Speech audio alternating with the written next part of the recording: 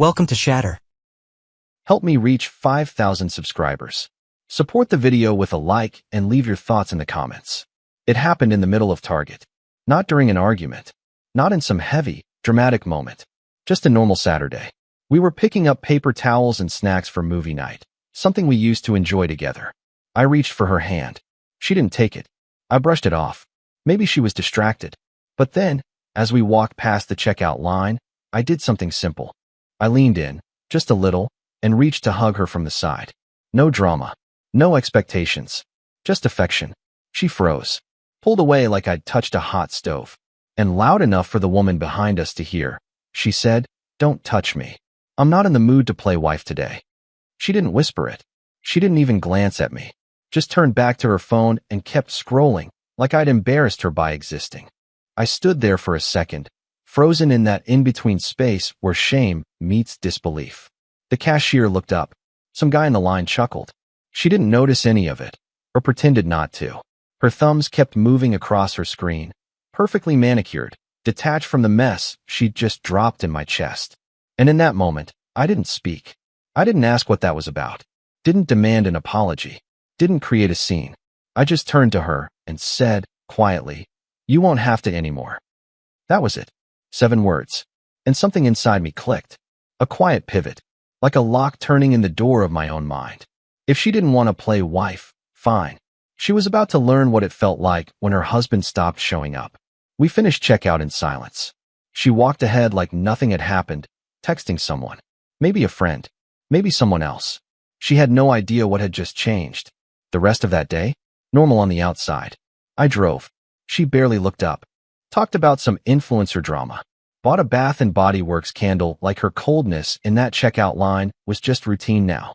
But that night, while she was in the shower, I started deleting photos from my phone. Not out of spite. Just preparation. She hadn't hugged me in weeks. Stopped saying goodnight. Her phone never left her hand. And every time I asked if she was okay, she'd say I was too needy. Too much. But what hit hardest wasn't the words. It was how public it had become. That moment in Target wasn't the start. It was the reveal. The mask slipping. The first time she didn't bother hiding how far gone she already was. And me? I didn't yell. I didn't beg. I just made a silent decision. This was the last time she would ever get to humiliate me. And the best part? She didn't even realize I was already gone. The first real shift came 2 days later, Sunday afternoon. We were at her friend Brianna's house for brunch. One of those casual catch-up things. Mimosas, avocado toast, light gossip layered over smiles that never reached the eyes. I didn't want to go. She insisted. I agreed, quietly. I was already operating on a different frequency. Brianna had always been overly friendly with me. But that day, something about her was off. Nervous. Glancing between us like she was trying to read a room that hadn't spoken aloud in weeks. The 3 of us sat outside on the patio. My wife went inside to grab more ice. Brianna leaned over and asked how things were between us. I just gave her the same shrug I'd given everyone lately. Controlled. Neutral. She tried to laugh it off. Said something like, "Relationships go through phases, right? I mean, especially when there's someone else in the picture." Then she froze. Eyes wide. Too late. Her words were already out. She tried to backpedal, fast. Said she meant emotionally, not literally.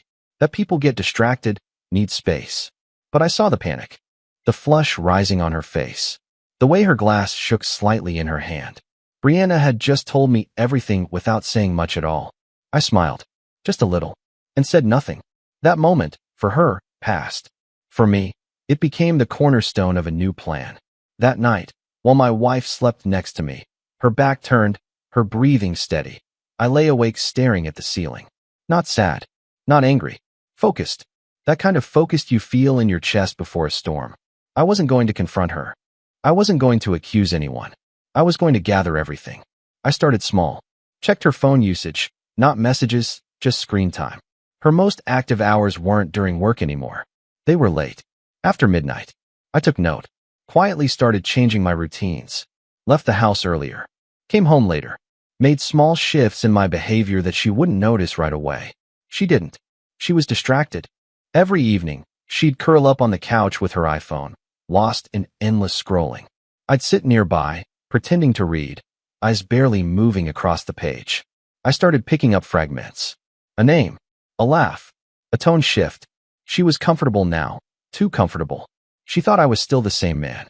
Still waiting. Still hoping. Perfect. Because while she played her game, I was starting mine. I began tracking patterns. How long her showers lasted. How often she turned her phone face down. When she suddenly needed space or ran quick errands. And always, how little she noticed me slipping further away. That was the real betrayal. Not the secret conversations. Not the hidden smiles. But the fact that she didn't even see me anymore. And if she didn't see me, she'd never see it coming when I left. It didn't take long before the evidence found me. Not because I went looking. Because she got sloppy. One evening, she left her MacBook open on the kitchen counter. She'd been uploading vacation photos, some from last year, some from recent weekends she'd claimed were solo recharge days. I wasn't even curious at first. Just tired. I was making coffee. About to walk away. Then I saw it. A thumbnail in the corner. A hotel room I didn't recognize. 2 wine glasses. Her bare shoulder reflected in a mirror behind the bed. A man's hand on her waist. Just the edge of it, blurred by motion. The date? Last Saturday. She told me she was visiting her sister in Raleigh. That she needed a mental health break. I'd sent her money for the gas. Offered to book her a spa day. Like a fool. She never went to Raleigh. She went to him. I didn't click on the photo. Didn't scroll. Didn't breathe. I just memorized the file name, took my coffee, and left the kitchen. That night, she joked about how tired she was from the drive. I watched her laugh. Watched her curl up in our bed, swipe through TikTok, sip her herbal tea like she hadn't shattered something sacred. I nodded along, smiled when appropriate, said goodnight. And while she slept, I quietly logged into the iCloud account we once shared. She must have forgotten it still synced to an old backup email of mine. I didn't dig deep, just enough to see 3 more photos. One from the hotel bar, one from the pool, one blurry shot of her in a dress I didn't recognize, taken by someone else. I saved them all, not for revenge, for clarity, because now I had proof, not just suspicion. And more importantly, I had control. She was still walking around the house like everything was fine. She still rolled her eyes when I asked if she wanted dinner. Still gave those vague, detached answers every time I asked how her day was. But inside, everything had shifted. Because now I was planning. Quietly, I changed all my passwords. Locked down the shared accounts.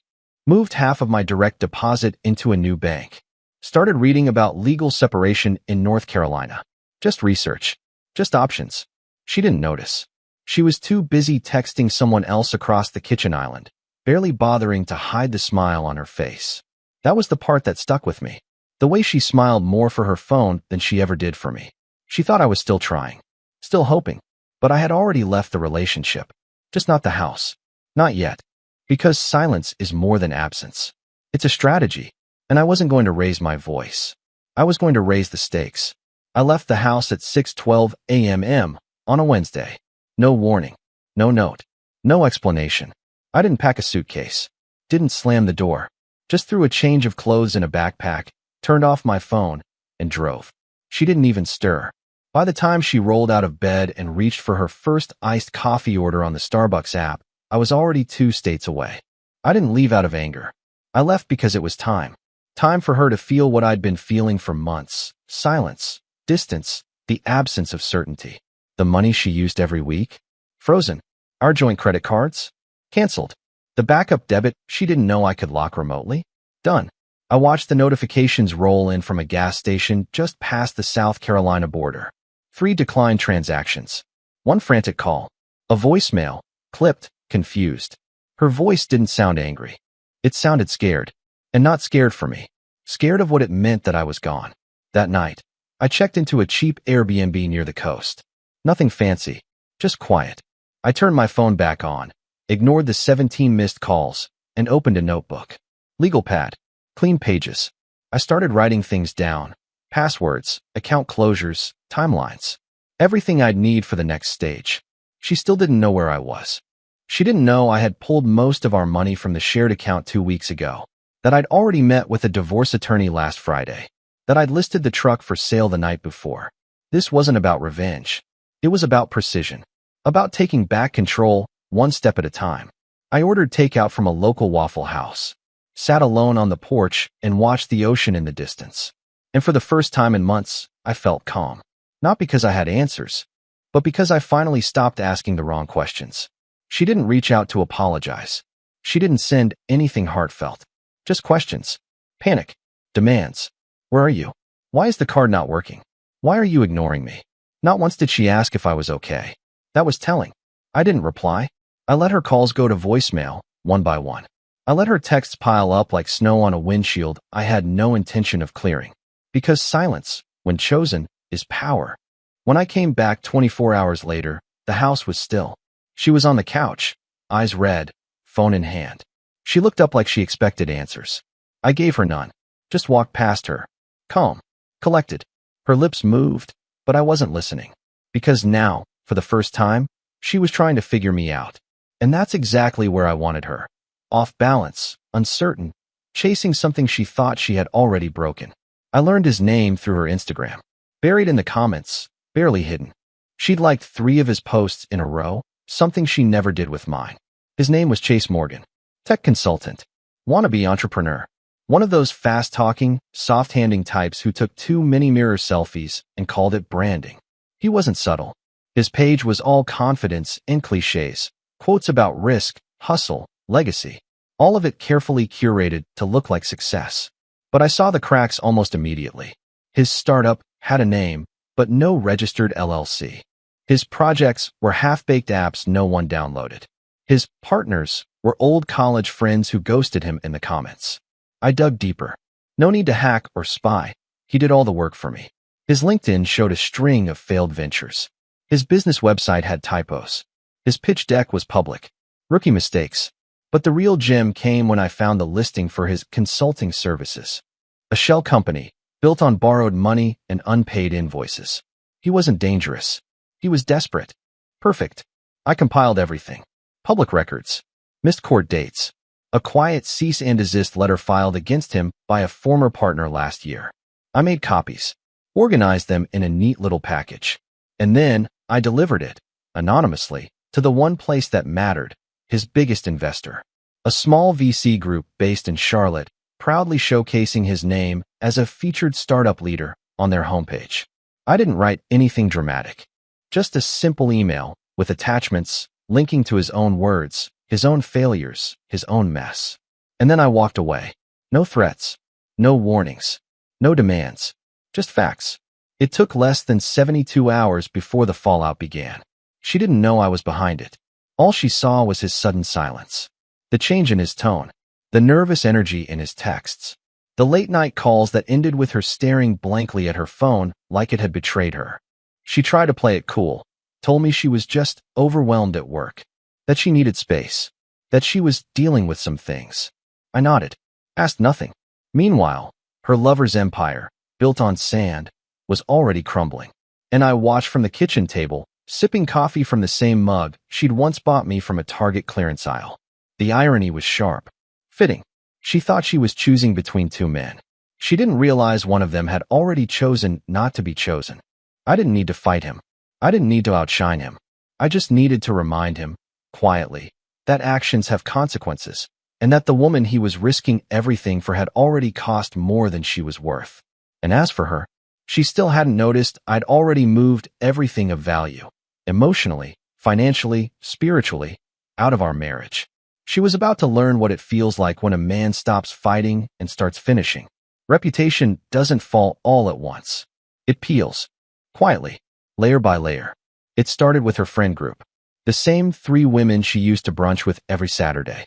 Brianna was already cautious around her, after what she'd let slip. So I made sure Brianna had enough dots to connect. Nothing dramatic. Just a message. A forwarded post. A polite, "Hey, thought you should see this," sent from a fake account. One of the photos I'd saved, the one from the hotel mirror, landed softly in Brianna's inbox. No threats. No caption. Just the timestamp. By the following weekend, brunch was postponed. Then came her coworker, James. They used to joke a lot, borderline flirty. She said it was harmless. Maybe it was. Maybe not. I didn't care either way. But when I bumped into James at a local Best Buy while grabbing a new hard drive, I just gave him a polite nod. Then I said, casually, that I'd heard she and Chase had been working late together. He blinked. Said nothing, but his face told me everything. By Monday, the tone in the office had shifted. She came home quiet. Said people were acting weird. No one had congratulated her on her promotion. One manager barely looked her in the eye. She laughed it off, said it must be the Monday blues. But I saw the panic creeping in. Not from guilt. From exposure. She never confessed. Never asked me what I knew. Because people like her don't admit. They unravel under pressure. Piece by piece. And I wasn't giving her the storm she expected. Just silence. Just distance. Even her parents started pulling back. Her mom had always adored me. Used to call me the rock in her daughter's life. I'd sent a single, heartfelt message. Just said we were taking space. And that I appreciated everything they'd done for us. Her father replied, "We're here if you need anything." That was all I needed. Because now, her support system wasn't sure who to believe. And uncertainty? It spreads faster than truth. She started staying home more. Her phone rang less. She deleted old posts from Instagram. The curated couple shots from weekends that now looked like lies. I watched her try to edit the past like she could fix the present. But the damage was already done. Her social glow? Dimmed. Her network? Thinning. And through it all, I said nothing. Because I didn't need to destroy her. I just needed her to watch everything slip through her fingers and not know why. It's easy to pretend when no one's looking. It's much harder when the room goes quiet. And now, she was standing in the silence she'd created, alone.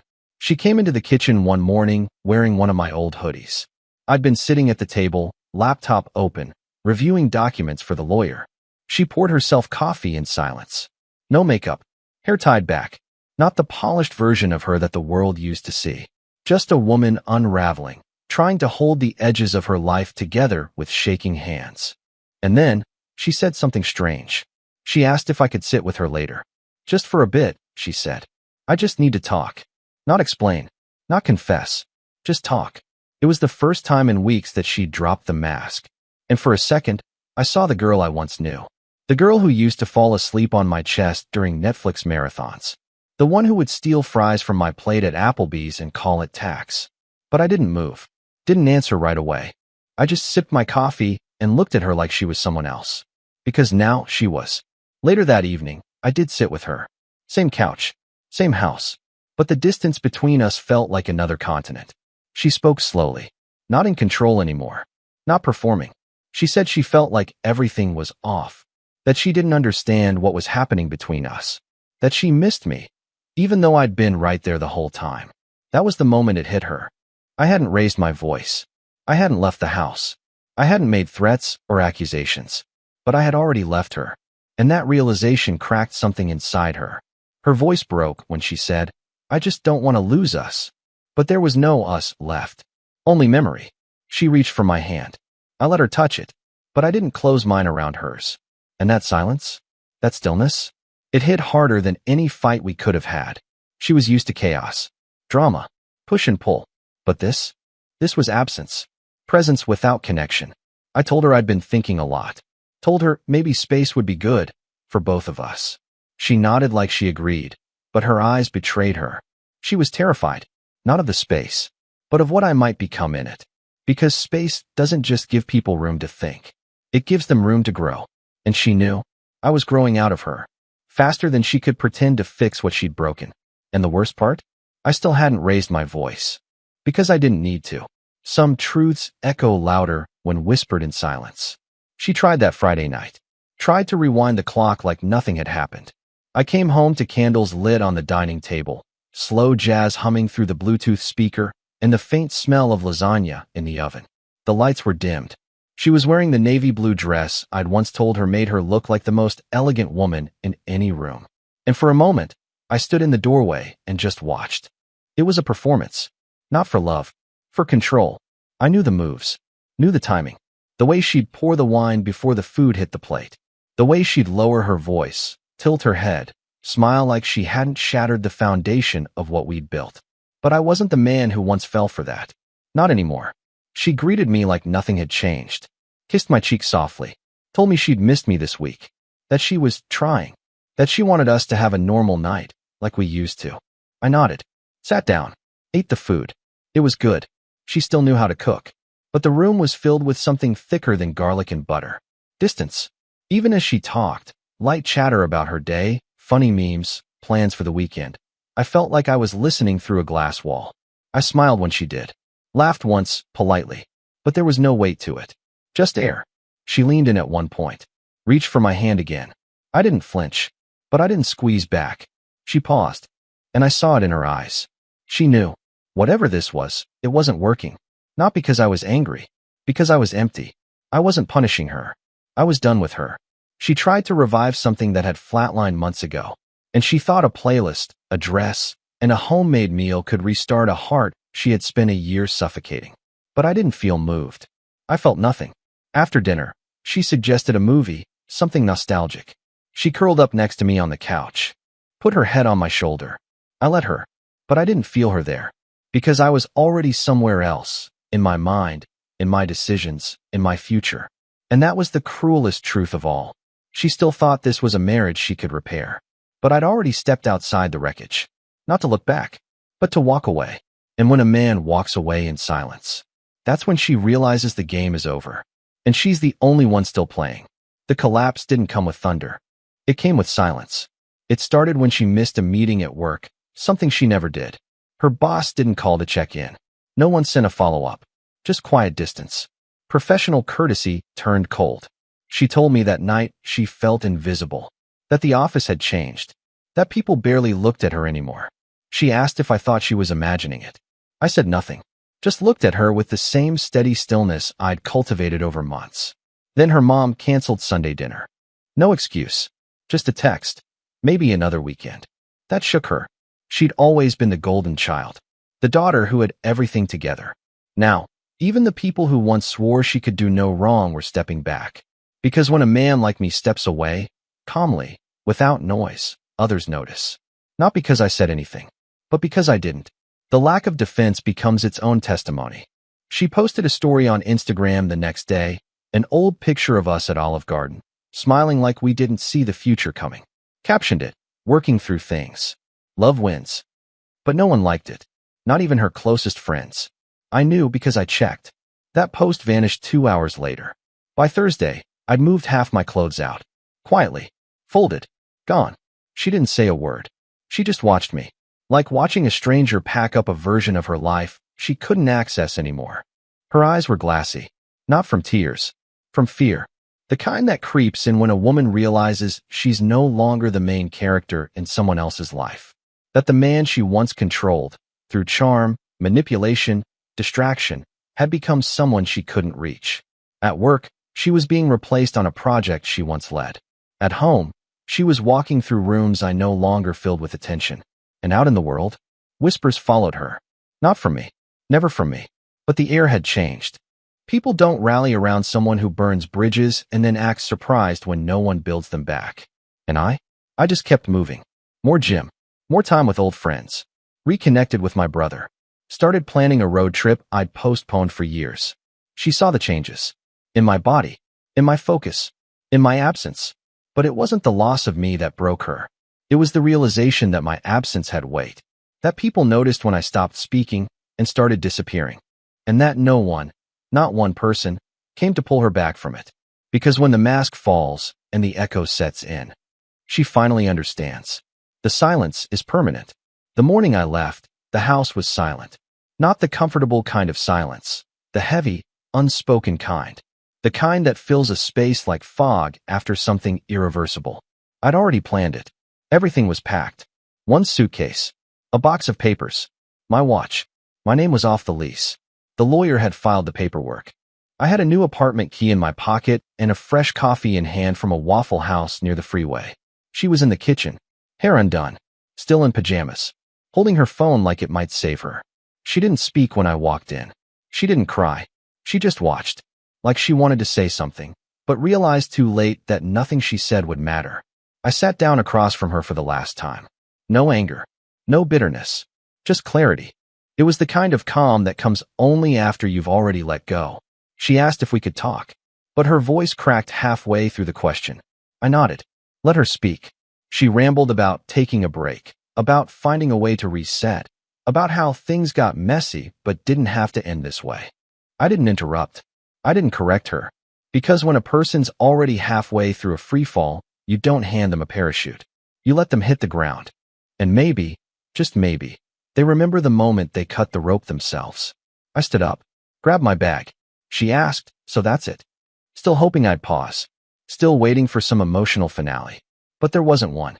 I looked her in the eyes, steady, unreadable, and said the only thing that mattered. "You won't have to play wife anymore." And with that, I walked out. No door slam. No final look over my shoulder. Just the click of the lock behind me. She didn't follow. She couldn't. Because she finally understood. This wasn't a man storming out. This was a man who'd already left long ago, who stayed just long enough to watch her facade collapse under its own weight. The days that followed? Voicemails. Texts. Blocked. She reached out to friends. They didn't reply. She tried my mother. She just said, "He's doing fine." Because I was. I started over. New space. New air. Gym in the mornings. Books at night. No explanations. No noise. Just peace. The kind that doesn't ask for approval. And her? She still scrolls through our old photos. Still types out messages she doesn't send. Still re-watches the ending, trying to find the part where I slipped away. But she'll never hear it. Because I didn't disappear. I just stopped showing up where I wasn't respected. And that silence? It'll echo louder than any goodbye ever could. Support the channel by liking, commenting, and subscribing. I promise even more interesting stories.